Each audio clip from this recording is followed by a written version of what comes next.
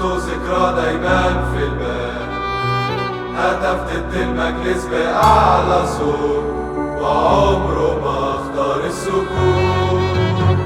وفي الميدان كان واقف يحمي الثورة ويومها كان واقف حياته وروحه للجموع، والثورة تعيش مهما كان.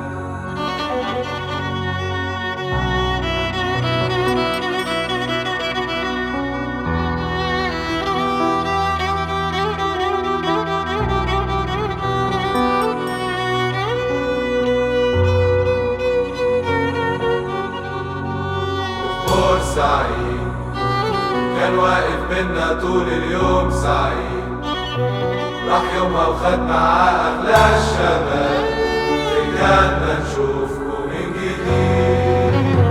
دمك هيكون شرارة ثورة تاني من جديد، ثورة ترجعنا تاني الإيد في الإيد، ونعيش أحرار مش عبيد.